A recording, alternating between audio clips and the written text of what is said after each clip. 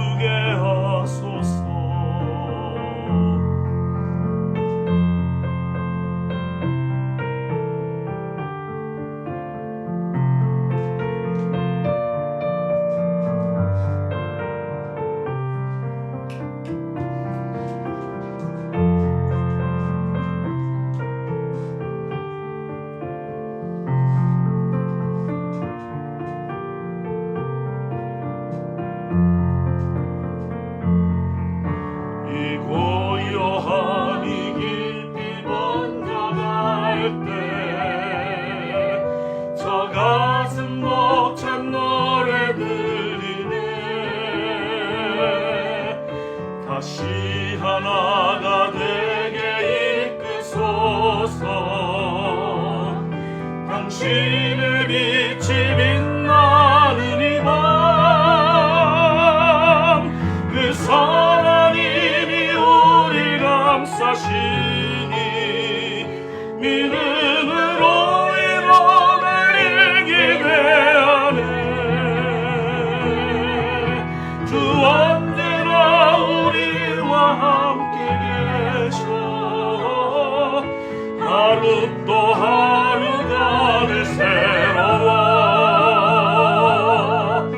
하루 또 하루가 늘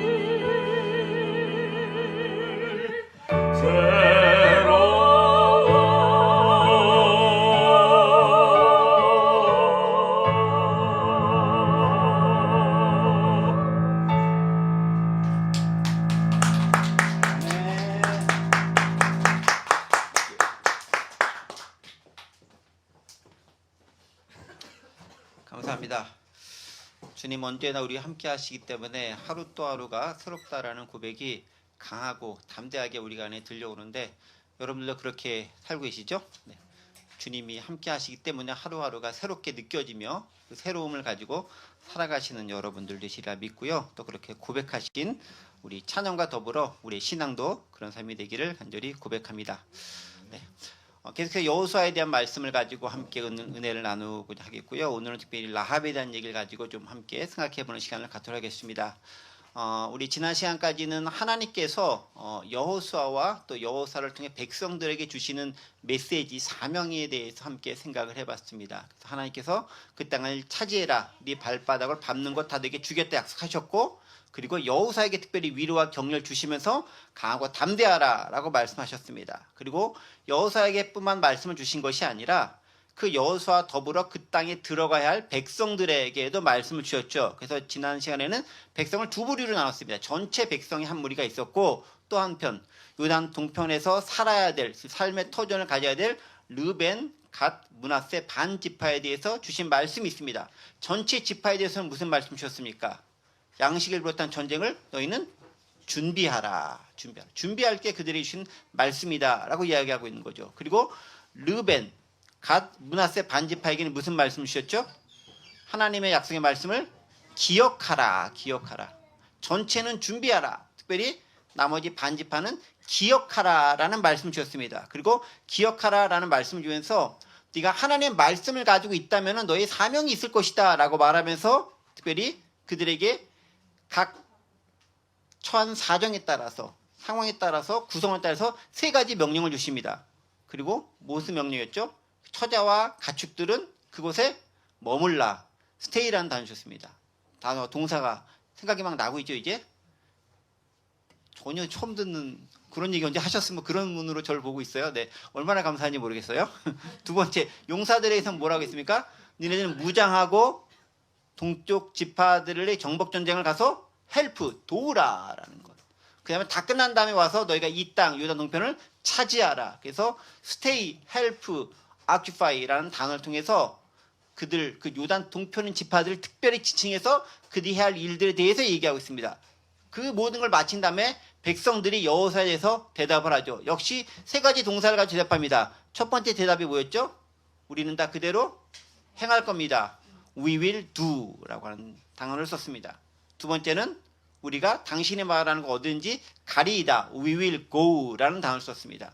그리고 마지막에 우리는 당신의 말에 순종하겠습니다. We will obey 라는 단어를 썼습니다. 그래서 do와 go와 obey를 통해서 그 백성들이 하나님의 대리자와 같은 여호수아에게 어떻게 순종한 걸 통해서 리더십과 팔로우십이 아름답게 조화를 맺으면서 이스라엘이 가나안 땅을 정복해 들어가는지에 대한 일종의 서론적인 부분들을 살펴보았습니다. 자, 그런 배경을 가지고 이제 준비가 된 거잖아요. 세팅이 된 거잖아요. 그 모습을 가지고 이제 오늘 본부터는 구체적으로 여리고성, 즉 가나안 땅 정복을 시작하게 됩니다. 바로 그 구체적인 첫 번째 내용이 여리고성을 가장 먼저 들어가게 되는데, 들어가기 전에 뭘 해야 되느냐? 그 땅이 어떠한지를 먼저 살펴보아야 되는 거죠. 전쟁을 할 때 무턱대고 가가지고 이렇게 전쟁하는 경우는 별로 없습니다. 다 척후병을 보내고 정탐꾼을 보내고 미리 사람을 봐서 그에 대한 정보를 내가 빼낸 다음에 그걸 바탕으로 전쟁을 치르게 되어져 있는 거죠. 오늘 본문도 마찬가지입니다. 그래서 눈의 아들 여호수아가 누군가를 보내서 정탐하게 되는 내용이 나옵니다. 그 내용이 바로 여호수아 2장 1절에 있는 오늘 본문에 시작되는 말씀입니다. 읽어볼게요. 눈의 아들 여호수아가 시딤에서 두 사람을 정탐꾼에게 보내며 이르되 가서 그 땅과 여리고를 엿보라 하매 그들이 가서 라합이라는 기생의 집에 들어가 거기서 유숙하더니라고 기록되어져 있습니다. 지도가 사실 지난 시간 지도가 있었는데 오늘은 주를 주지 않았는데 모르겠는데 어쨌든 요단강을 기점으로 해서 넘어가게 되면 여리고성이 되고 그 요단 기점으로 오른쪽에 있느냐 왼쪽에 있느냐에 따라서 이제 사람의 지명이 달라지게 되겠죠. 자, 어쨌든 요단 오른쪽에서 요단 왼쪽으로 들어가게 되는 거예요. 들어가면 바로 여리고성이라고 하는 요단강 건너서 큰 성이 나오게 됩니다. 그런데 그냥 들어갈 수 없기 때문에 여호수아가 몇 명의 사람들을 보내서 두 사람 정탐꾼을 보내서 그들을 정탐하게 만듭니다. 자, 그러면 보겠습니다. 여호수아가 정탐꾼을 보낸 이유는 무엇일까요? 제가 앞서서도 간단하게 언급했죠. 가장 근원적이고 가장 직접적인 이유 뭐겠습니까? 그 땅에 들어가서 그 땅 사정이 어떤지, 그 땅의 형편이 어떤지, 군비는 어떤지, 전쟁 준비는 잘 되어져 있는지, 그 사람의 지형 지문, 그곳의 지형 지문은 어떤지, 뭐 이런 것들을 적진의 상황을 알아야 우리가 준비를 할 수 있을 거 아닙니까? 지피지기, 백전불태라고 그랬습니다. 적을 알고 나를 알면 100번 쏴 100번 위태롭지 않은 거예요. 최소한 지지는 않는 거예요. 네, 백전백승까지 하면 좋지만 백전불태라고 그랬어요. 최소한 위태롭지는 않은 거예요. 그 말은 뭐냐면 적을 먼저 아는 게 필요하다라는 거죠.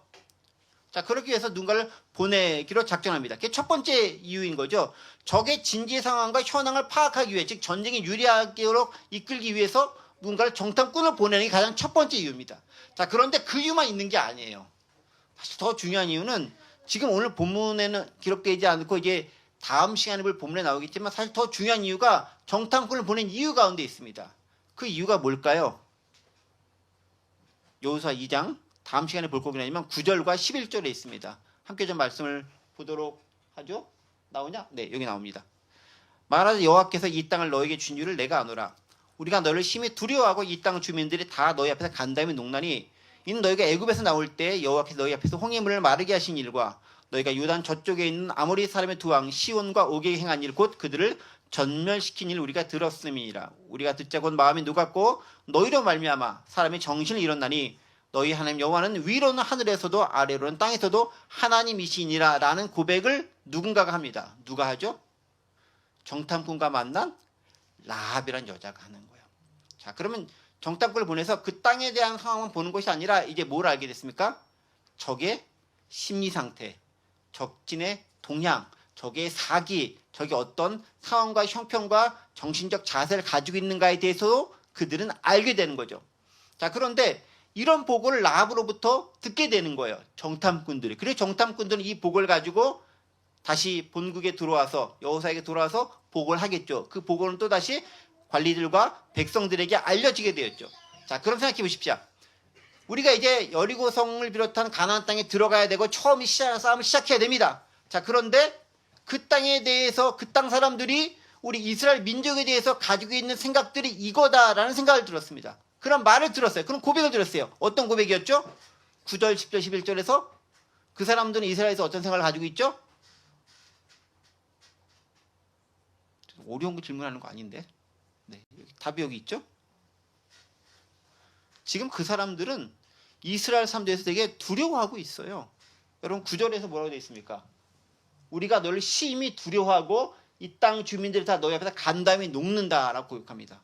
무슨 고백이에요? 지금 가나안 땅에 있는 여리고성 가장 큰 성에 있는 사람들이 이스라엘 백성들을 두려워하고 있다는 거예요. 간담이 녹고 있다는 사실이에요. 그리고 뭐랍니까? 이유가 있죠. 어떤 이유? 10절 11절이죠. 모세를 통해서 하나님께서 어떻게 역사하셨는지 이미 그저께 다 소문이 난 거예요. 애굽이 있고 광야가 있고 그 다음에 들어갈 가나안 땅이 있는데 그 인근 그 중동 지역에 고대 지역에 이미 다 소문이 난 거예요. 하나님께서 어떻게 이 백성과 함께 하셨고 이 백성 이끌었고 이 백성에게 역사하셨는지를 많은 사람들이 다 알고 있는 거예요. 그래서 10절 11절에 그거 얘기해요. 홍해물 마르게 하신 일, 요단 저쪽에 있는 아모리 사람의 두 왕 시온과 오게이 행한 일 전멸시키 우리가 다 들었다. 그러니까 우리가 아니 어떻게 그런 일이 일어날 수 있게 하면서 정신이 막 혼미해지고 놀랬다.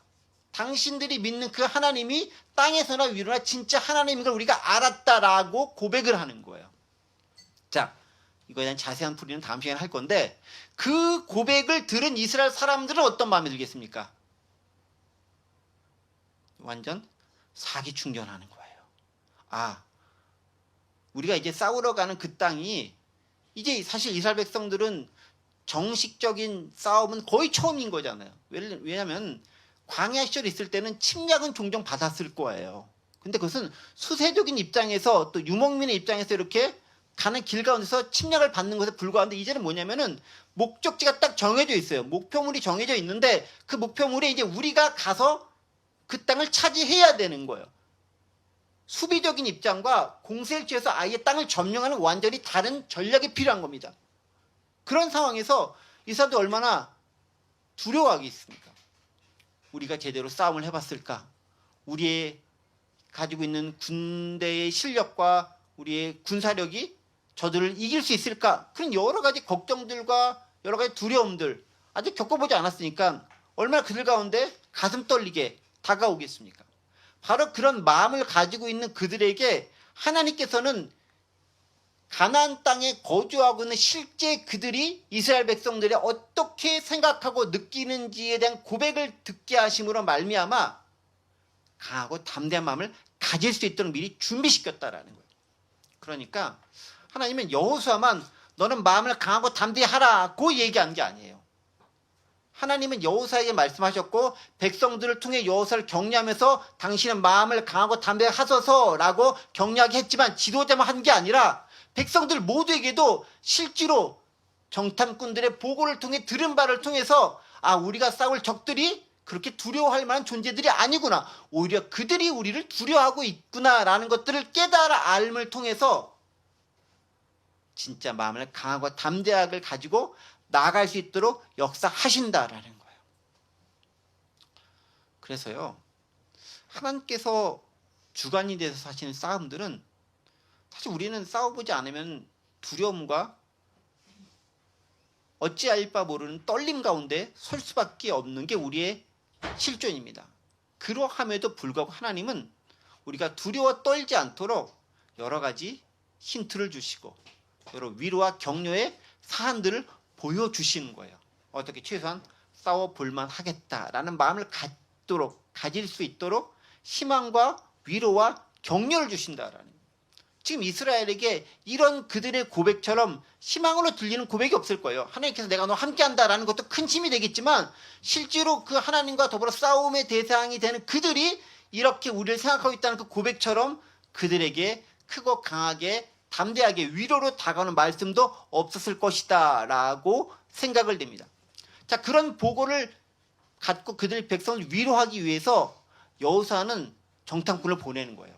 실제로 전쟁에 도움이 되는 지형지물을 파악하기 위해서 적의 진지상을 파악하기 위해서도 있지만 두 번째는 백성들을 위로하기 위한 목적이 사실 더 큰 목적으로 작용하고 있다는 것입니다. 하나님도 우리에게 실제로 싸움을 할 때 어딘가 나갈 때 그렇게 우리에게 담대한 마음을 허락해 주신다라는 것입니다. 자, 그런데 그렇게 이스라엘 백성들을 통해서 하나님 놀라운 일을 이루시기 전에 여호수아가 정탐꾼을 보내잖아요. 딱 2명밖에 안 보내요. 많이도 안 보냅니다. 2명 보내는데 그 둘이 지금 어디로 들어가죠? 가서 그 땅과 여릭을 엿보라 하며 그들이 가서 라합이라는 기생의 집에 들어가 거기서 유숙하더니 라고 기록되어 있습니다. 하고 많은 집 중에 왜 하필 그 집에 들어갔을까요? 1번 우연히 들른 집이 그 집이어서 4번이란다. 2번 3번 건너뛰고 4번 거기를 목적지로 삼아서 어떤 거였을까요? 네? 4번인가요? 2번 3번 없었잖아요. 건너뛰었으니까 1번일까요? 우연히 들른 집이 그 집이었을까요? 아마 정탐꾼들은 나름대로 의도를 가지고 그 집에 들어갔을 거예요. 어떤 의도? 기생의 집이라는 것은 우리말로 기생이지만 이제 조금 원래 이제 영어로 표현되면 프로스티튜트라는 단어를 쓰잖아요. 여기 이게 이제 그 소위 말하는 거리의 여인들이 사는 그런 집이라는 거예요. 그러니까 많은 뭇 사람들이 들락달락하면서 거리에 온갖 소문들을 들을 수 있는 곳, 시장의 저작거리 같은 이제 그런 곳이다라는 것이죠. 그러면서 이곳에 있는 사람들이 뭐 별의별 얘기들 다 이제 하면서 이렇게 소문들을 듣고 이렇게 했을 거 아니에요. 그러니까 정확한 동태를 파악할 수 있는, 즉 왜곡되거나 누군가 잘못 뿌려놓은 그런 소문들이 아니라 어떤 진짜 살아있는 소식을 들을 수 있는 곳으로서 택한 곳이 가장 어떻게 보면 좀 지저분할 수도 있는, 어떻게 보면 꺼림지를 수도 있는 그런 곳을 들어갔다라는 거죠. 가장 첫 번째 의미다. 그런데 이제 문학적으로, 역사적으로, 그리고 성경적으로 하나님의 역사하심이 뭐냐면 바로 특히 라합이라는 걸 통해서 하나님의 놀라운 구원의 역사가 이루어지게 되면 우리는 또 발견할 수 있죠. 지금은 아니지만 나중에 라합이 아시겠지만은 여기 이제 여기 있는 정탐꾼들 중에 한 명과 더불어서 이제 잘 맺어져 가지고 결국은 누가 됩니까? 다윗의 그리고 예수 그리스도의 조상이 되는 거예요. 지극히 미천한 자 가운데 하나였던 이방 여인이었지만 이스라엘 구원사에서 성경의 마태복음에 기록된 족보에 들어간 여인이 되는 거라는 거죠. 그 놀라운 반전의 역사 이 가운데 숨어 들어가 있는 거예요. 우연히 들렀더니 거기네라는 것이 아니라 하나님의 역사와 계획하신 가운데 정탐꾼들은 그것을 택하게 된 것이고 그것 가운데서 하나님의 놀라운 반전이 들어가 있다라는 거예요. 그래서 생각해 보세요. 기생이라고 하는 것들은 우리말로 기생이지만 어쨌든 가장 이제 사회에서 천대받고 멸시받는 직업 가운데 있는 거 아니에요. 그들이 뭐 뛰어난 학식을 가졌거나 탁월한 능력을 가졌거나 어떤 지식이 있거나 뭐 그런 사람들은 아니었을 거잖아요. 그럼에도 불구하고 하나님은 특별히 그들을 사용하셨다라는 거예요. 그래서 하나님께서는요, 하나님의 사용은 지위, 고하, 남녀노소 가리지 않는다라는 거예요. 하나님은 탁월한 사람을 사용하시기도 합니다. 그러나 하나님은 별 볼 일 없어 보이는 사람을 사용하시기도 합니다. 하나님은 특별한 사람을 사용하시지만 또 하나님은 보통 사람을 사용하기도 합니다. 하나님은 여인을 사용하기도 하고 남자를 사용하기도 하고 어린이를 사용하기도 하고 어른을 사용하기도 합니다. 하나님의 사용하시면은 구분이 없다라는 거예요. 그 말은 우리가 어떤 연령대, 어떤 사회적 환경, 어떤 문화적 환경에 처해 있든 하나님의 사용하심에 쓰임바 될 수 있는 조건과 자격이 있다라는 거예요. 문제는 우리가 그에 합당하게 준비가 되었느냐라는 부분에 달려져 있다라는 거죠. 어쨌든 하나님은 여호사를 통해서 그들의 상황을 정말 생생한 살아있는 목소리를 듣기 위해 기생 라합이 있는 곳에 정탐꾼들이 가게 하셨고 그곳에서 그들은 살아있는 현장의 소리를 들을 수 있도록 배려를 받습니다. 그게 기생집에 들어가 유숙하는 것이었습니다. 그런데 그곳에 들어가서 무슨 소식을 듣고 보는 거죠? 1절 중간부에 있습니까? 보겠습니다. 그들이 거기 가서 그 땅과 여리고를 엿보라. 뭐와 뭐를 보라 그랬죠? 그 땅과 여리고를 엿보라. Go, look over the land. 가라. 그리고 look over the 그 땅을 보라. He said, especially Jericho. 특별히 여리고를 보라는 거예요. 그러니까 여리고 성만뿐만 아니라 그 땅 가나안 땅에 대한 대략적인 정보도 보고 땅에 대한 정보도 보고 특별히 우리가 점령할 여리고 성에 대한 걸 구체적으로 파악하고 오라라는 거예요. 그러니까 이제 여리고 성에 있는 기생 라합의 집에 들어가서 정확한 정보를 얻기 위해 들어가게 되는 것이죠. 자, 그 사명을 띠고 그들은 어디로 갑니까? 기생 라합의 집에 들어갑니다. 자, 그런데 정탐꾼들이 스파이가 들어갔을 때는 가장 큰 첫 번째 전제 조건이 뭐냐면은 몰래, 비밀리, 안 들키고 들어가야 그 임무를 감당할 수 있습니다. 스파이가 들어갔는데 여기 이제 영어 단어로 스파이란 정탐꾼이 스파이란 단어가 나와요. 들어갔는데 들켰다. 그러면 자신의 임무를 잘 감당할 수 있어요, 없어요?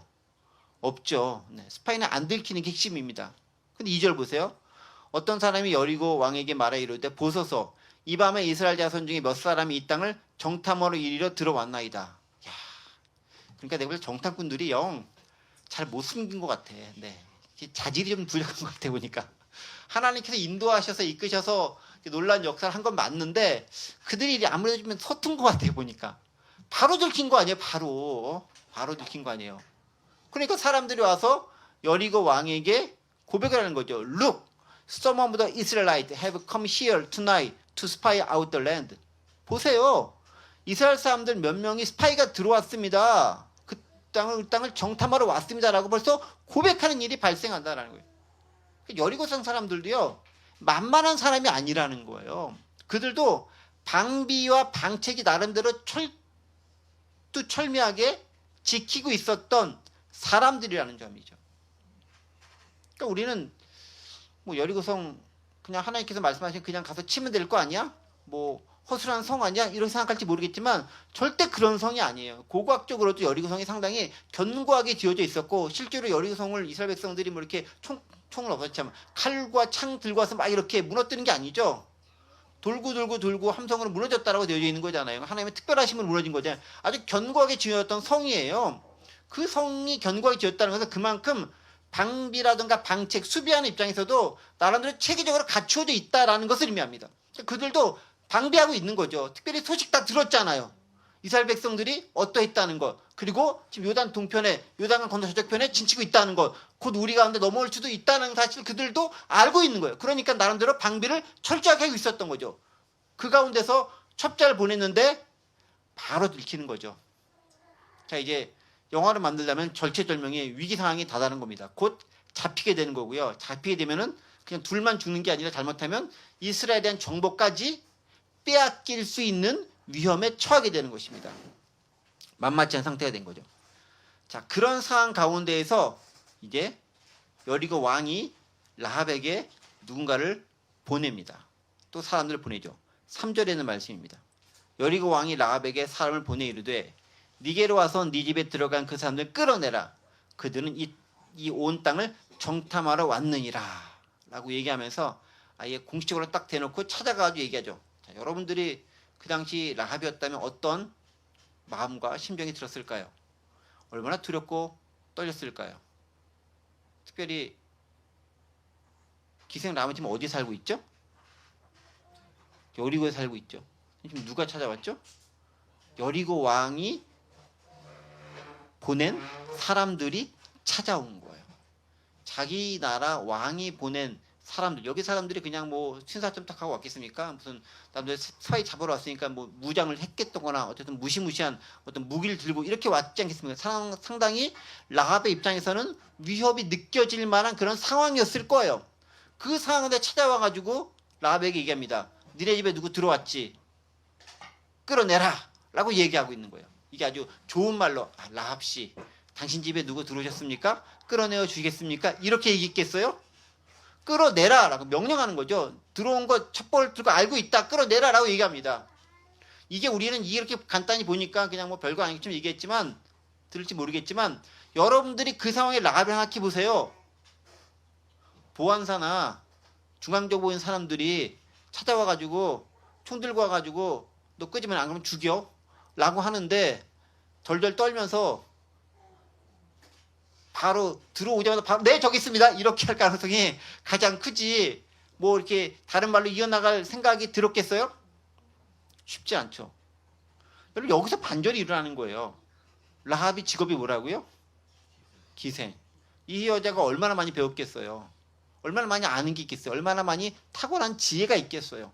근데 하나님께서는 그 여인을 통해서 다른 사람들이 갖지 못한 탁월한 지혜와 지식을 통해서 그들을 속일 수 있는, 그들이 이길 수 있는 담대함과 지략을 허락해 주신다라는 거예요. 그러니까 유전적으로 똑똑한 사람이 똑똑한 건 맞지만 하나님께서 지혜를 주신 것은 유전적 똑똑함을 이기고 남는다니까요. 실제로 잘 살고 믿음 생활 잘하는 사람들은 잘나고 똑똑한 사람들도 있지만 그들보다는 조금 부족한 듯하지만 하나님의 은혜를 입은 사람이 훨씬 더 잘 살아요. 그래서 은혜를 입는 게 중요한 거예요. 조금 허무한 대답 같지만 개인의 능력이 아무리 탁월해도 은혜를 입은 자를 못 당하는 거예요. 라합은 은혜를 입은 여인인 거예요. 비록 가장 천한 직업 여성이었음에도 불구하고 은혜를 입었기 때문에 담대함과 지혜가 그 가운데 발현될 수 있었다라는 사실 우리는 기억해야 됩니다. 자, 어쨌든 칼 들고 무기 들고 찾아와서 끄집어내라 라고 이렇게 위협하는 상황에서 무엇이라고 대답을 했겠습니까? 게다가 네가 끄집어낼 사람이 누구라고? 정탐하러 온 사람이야. 그냥 숨기는 게 아니라 정탐꾼이야. 적군이야 라는 거예요. 이거는 잘못하면은 반역죄로 직결 심판 바로 죽임이에요. 그냥. 라합도 그러면 상당히 담력이 대단한 여인이라는 생각 들지 않습니까? 어찌되면 하나님께 주신 믿음과 정서적 마음이었겠지만 그 정도 담력이 있으니까 이 라합도 그렇게 다윗 가문의 조상으로 들어올 수 있었던 것이 아닌가 싶은 결론적으로 뒤엎어본 생각이 들기도 합니다. 자, 이제 4절부터는 그 라합과 정탐꾼의 대화의 내용들이 나옵니다. 4절, 5절이에요.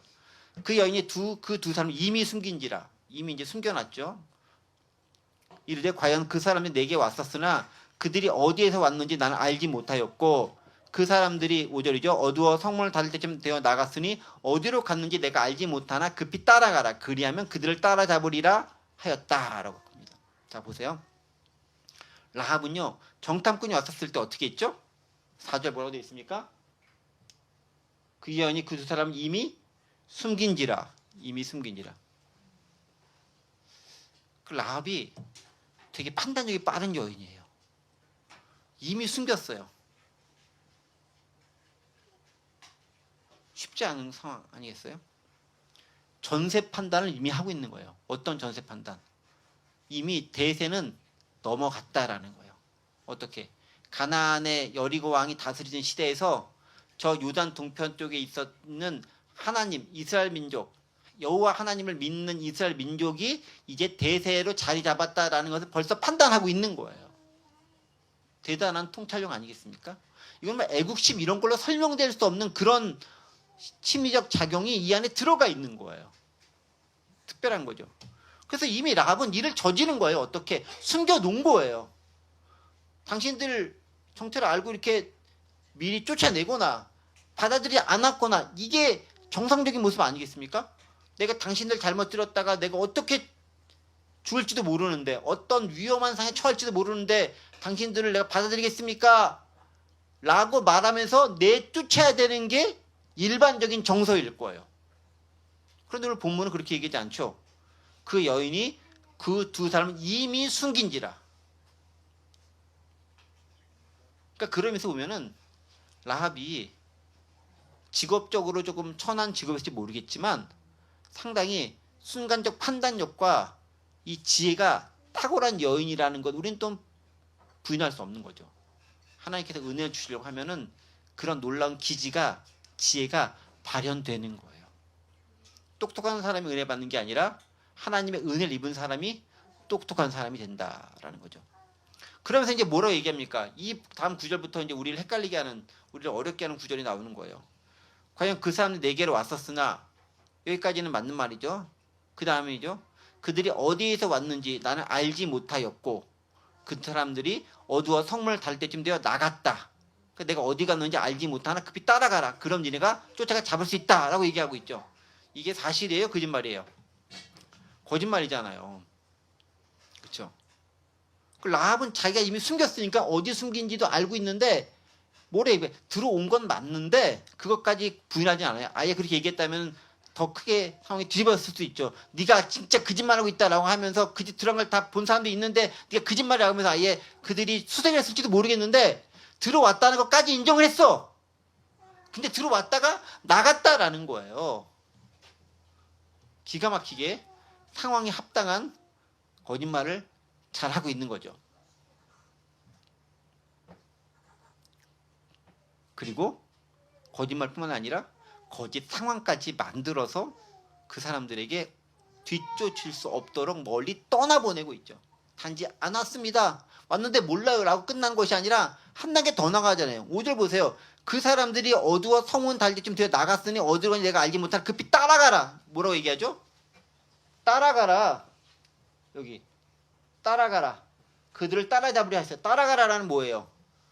지금 여기 숨겨놨는데 따라가라는 게 저기 멀리 저기 가서 더 찾을 수 없게 만들어 놓는 거잖아요. 그 순간에 이런 기지가 발휘가 되는 거예요. 보통 여인이 아닌 거죠. 따라가라. 자, 근데 이쯤에서 우리가 이제 고민해보는 거죠. 그럼 라합의 이 행동이 과연 잘한 거냐 못한 거냐? 여러분들의 생각은 어떻습니까? 라합이 잘했을까요? 못했을까요? 잘했어요? 결과론적으로 잘했다. 다른 분들은 생각 어떠십니까? 별 관심이 없는 듯한. 네. 뭘라고 얘기해도 내 생각과 다르게 얘기할 것 같으니까 조용히 있자. 뭐 이런 분위기가 아닌가 싶은 생각이 들기도 합니다. 여러분 히브리서 11장 31절 말씀을 좀 보겠습니다. 라합에 대해서 평가하는 신약 히브리서 기자의 평가가 있습니다. 히브리서 11장 31절입니다. 여기 나왔죠? 네. 믿음으로 기생 라합은 정탐꾼을 평안히 영접하였으므로 순종하지 아니한 자와 함께 멸망하지 아니하였도다. 여기서 이제 핵심적인 단어가 있죠. 첫 번째 무슨 단어? 믿음으로. 믿음으로. 두 번째는 뭐라고 돼 있죠? 평안히 영접했다. 아주 그들을 잘 영접해 줬다라는 얘기예요. 그래서 순종치 아니한 자와 같이 멸망하지 않게 되었다라는 거예요. 그래서 히브리서 기자 특별히 히브리서 11장은 여러분 무슨 장이라고 알려져 있는 장이죠? 믿음장인 거예요. 그래서 믿음이 뭔가에 대한 믿음에 대한 정의를 히브리서 1, 2, 3, 4장을 쭉 설명한 다음에 그 다음부터는 믿음의 예를 들어 설명합니다. 구약시대에 이러이러한 믿음의 선진들이 있었다. 놀라운 믿음의 사람들이 있었다라고 쭉 리스트를 언급하는데 그 리스트 가운데 누가 들어가냐면 라합이 들어가는데 라합의 믿음의 내용이 뭐냐면 이거인 거예요. 기생 라합은 정탐꾼들을 평안히 영접하였으므로 순종하지 아니하는 자와 함께 멸망하지 아니하였다라는 게 히브리서 기자가 평가하는 라합에 대한 얘기예요. 그러니까 라합의 그 행동은 히브리서 기자는 뭐로 보고 있는 거죠? 믿음의 행동으로 보고 있다라는 거예요. 자, 그럼 여기서 우리가 판단해야 될 것이 있습니다. 거짓말을 하는 것 자체는 잘한 걸까요? 못한 걸까요? 거짓말하는 것이 그렇게 칭찬 들을 만한 것은 아닌 것 같아요. 그렇다고 거짓말이 다 나쁘다라고 이야기하는 것도 쉽지 않은 부분들입니다. 왜냐하면 이게 또 시대와 상황에 따라서 문화에 따라서 다르게 해석될 여지도 있습니다. 근데 우리는 많은 분들이 이게 기독교가 윤리에만 너무 결합되어 있는 것을 통해 가지고 거짓말은 무조건 안 돼라고 줄여 배웠어요. 물론 성경에도 거짓 증언하지 말라고 했어요. 거짓 증언하는 건 옳은 것이 아니에요. 다른 사람을 속이는 행위고 그 속이는 행위가 많은 사람들에게 피해를 주기 때문에 그래요. 자, 그런데 그렇다고 해서 거짓말을 안 하며 사느냐? 우리가 인생을 살아가면서 80년을 산다고 가정하고 거짓말 한 번도 안 하는 사람이 있을까요? 아마 없을걸요? 아마 셀 수 없이 수많은 거짓말을 해왔고 앞으로도 할걸요? 그럼 그 사람들은 또 어떻게 되나요? 천국 못 가나요? 윤리적인 부분에서 거짓말을 하는 것도 옳은 것은 아닐지 모르겠지만 최소한 구원과는 상관이 없다는 걸 기억할 필요가 있어요. 우리는 너무나 많은 부분들에서 거짓말, 구원 이걸 연관시키려는 경향이 있어. 즉 종교를 윤리적인 것으로 국한시키려는 경향이 있고 근본적이고 보수적인 것일수록 그것을 너무 강요합니다. 뭘?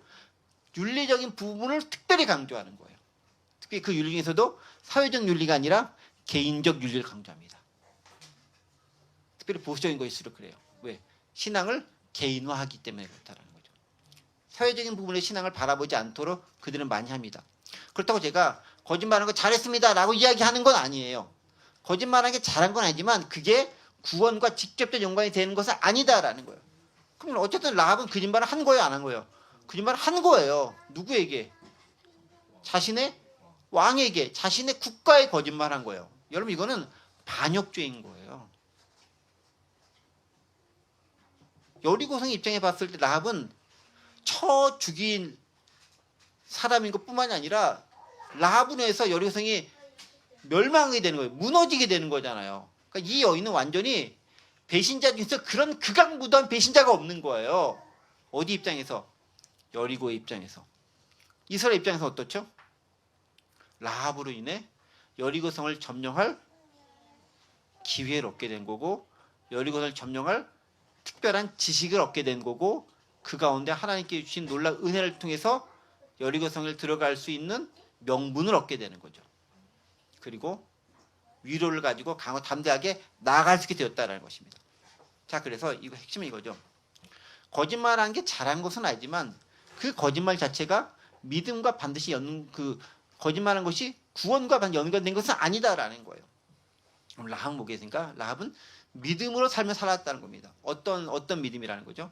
하나님과 함께 있었을 때 그것이 우리의 진정한 구원자라는 것을 그 여인은 빨리 캐치한 거라는 거예요. 우린 그 점에 주목할 필요가 있다는 것입니다. 그래서 그걸 판단할 능력이 됐기 때문에 라합은 정탐꾼들을 히브리서 11장 3절 보면은 정탐꾼을 평안히 영접했다라고 얘기하고 있죠. 그들이 편안하게 할 수 있도록 도움을 주었다라는 거예요. 그게 믿음의 결단이었다라고 이야기하고 있습니다. 그러니까 때로는요, 우리가 전세 판단이 어떤 것인지를 빨리 분별할 수 있는, 정확하게 분별할 수 있는 판단력이 필요한 거예요. 그래서 솔로몬과 다윗이 하나님께 간구했던 지혜는 분별력과 판단력이에요. 결단력이에요. 뭔가를 잘 알 수 있는 똑똑함, 지식의 암기력 이런 걸 구하는 게 아니라 어떤 사안에서 분명하고 명확하고 합리적이며 하나님의 뜻대로 판단할 수 있는 그 판단력, 결단력, 그게 진짜 지혜의 핵심이다라는 거죠. 그런 의미에서 라합은 하나님의 은혜를 받은 여인임에 틀림이 없다는 거죠. 아마 이때 성령께서 함께 하셔서 그에게 이런 지혜로운 생각과 말을 할 수 있도록 도움을 주셨음이 분명해요. 그게 아니면 그 상황에서 이런 말도 생각하지 못했을 거고, 생각해놓은 말을 입 밖으로 내는 것도 감히 엄두도 못 냈을 거고, 또 한 걸음 더 나가서 그들을 내가 숨겨놓은 정탐과 멀리 떨어질 수 있도록 하는 행동 자체도 절대로 하지 못했을 거다라는 거죠. 그래서요, 구원의 기준은 윤리에 있지 않다는 것입니다. 윤리도 시대와 상황에 따라 달라진다는 점이죠. 하나님은 거짓말을 용인하시는 것이 아니라 하나님 중심의 믿음의 행동이 무엇인지 그 선택과 결단을 보신다라는 점이에요. 그러니까 거짓말 열심히 해도 된다가 아니라 선택 상황 가서 우리는 무엇을 판단하는지 결정해야 된다는 것입니다. 극단적인 예를 이런 거죠. 만약에 어떤 사람이 찾아와가지고, 강도가 찾아와가지고 딱 해서 막 팀에서 내가 말이야 누구 죽이려고 하는데 똑바로 내 얘기해. 얘기해야 되겠어요? 우리 가족을 누구 죽이려고 하는데 총을 살려고 와가지고 그 얘기해야 되겠어요? 안 해야 되는 게 맞는 거죠. 그러니까 거짓말은 무조건 하면 안 된다라는 그 자체가 사실은 되게 본인 스스로 헤어나지 못할 함정 가운데 파괴되는 그런 말일 수 있다라는 거예요. 그거를 구원과 연관시킬 필요가 없다라는 거예요. 여러분들에게 말씀을 드리고 싶다라는 거죠. 자, 어쨌든 그렇게 4절과 5절에서 거짓말을 통해서 정탐꾼들을 구해냅니다. 그리고 5절이 넘어가죠. 6절이죠. 그가 이미 그들을 이끌고 지붕에 올라가서 그 지붕에 벌려놓은 3대 숨겼더라. 이미 숨겼습니다. 이스라엘 사람들의 사는 집은요, 우리처럼 이렇게 지붕이 이렇게 기어져 이렇게 비스듬하게 되는 게 아니라 평평한 집이에요. 그래서 그 위에다가 초막도 짓고 그 위에서 생활할 수 있게 되어져 있어요. 여러분 실제로 이제 사진 같은 거 보시면 그냥 우리 예전 보면 2층 집 같은 것처럼 이렇게 평평하게 되거든요. 거기다가 뭔가를 올려놓고 집도 짓고 뭐 살아갈 수 있게, 예를 들면 초막절 같은 것도 거기서 지켜야 되니까 그런 역할을 할 수 있는 곳이죠. 그러니까 거기다가 3대를 버려놓고 거기에 이미 숨겨놓은 거죠. 나는 그 정탐꾼을 찾아오는 사람들 왜 집수색을 하지 않았을까 싶은 생각이 들어요. 그들 나름대로 직무유기가 아닌가 그런 생각 듭니다. 그리고 숨겨놓으니까 그 사람들은 7절 요단 나루터까지 그들을 쫓아갔고 그들을 뒤쫓는 자들이 나가자 그 성문을 닫았더라. 나가버리자 문 꽝 닫아가지고 못 들어오게 이렇게 했었다라고 이야기하고 있습니다. 자, 근데 가만히 보세요. 아까 4절과 5절에서는 라합이 말로 거짓말한 거잖아요. 6절에서는 뭘 한 거죠? 행동으로 거짓말한 거예요. 거짓을 해본 거죠. 그가 이미 그들을 이끌고 지붕에 올라가서 그 지붕에 버려놓은 3대에 숨겼더라. 행동 자체가 여리고 사람의 입장에 볼 때는 옳지 못한 행동을 한 것입니다. 그렇죠.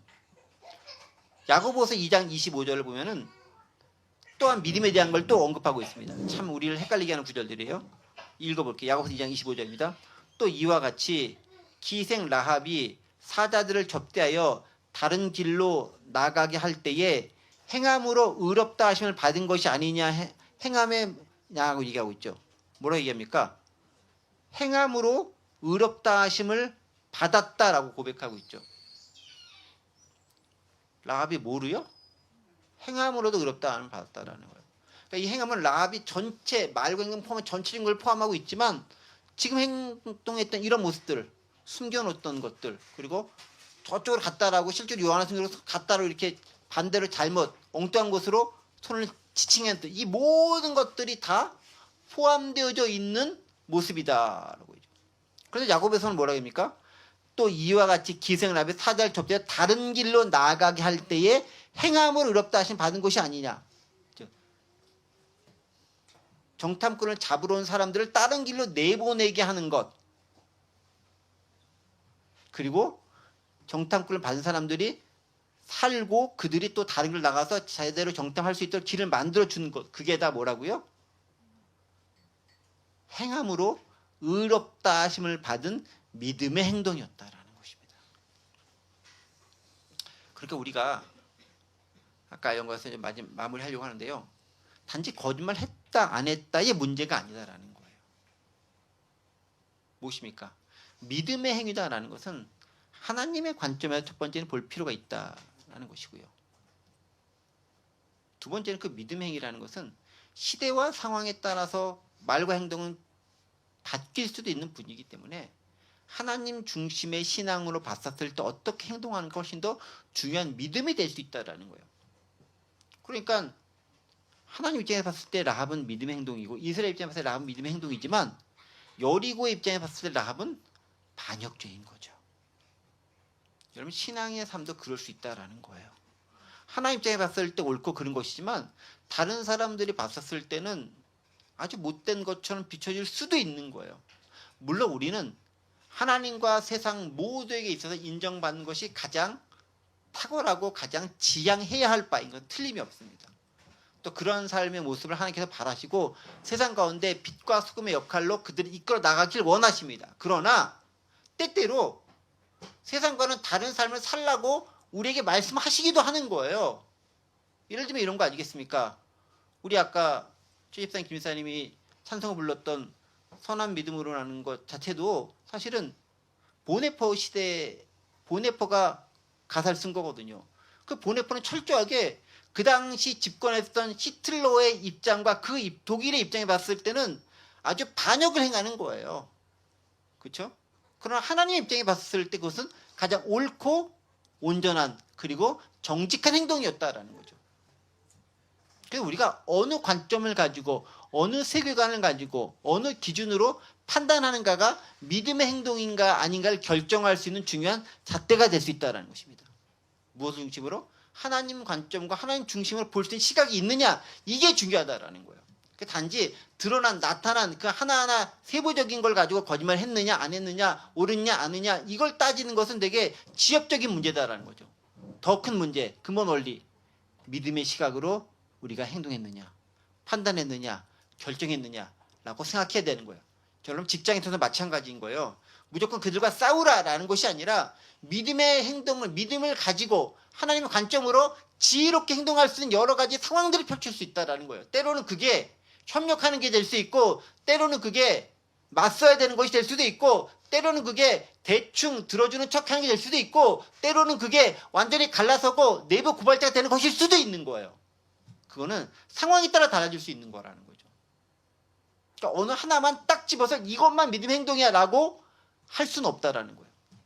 그런데 어떻게 할 수 있느냐? 그 상황 가운데 성령께서 우리에게 지혜를 주셔서 무엇이 진짜 믿음의 행동인지 판가름할 수 있는 통찰력과 지혜를 갖는 것, 그게 무엇보다 중요하다는 거죠. 우리는 그런 기도를 할 수 있어야 되는 거예요.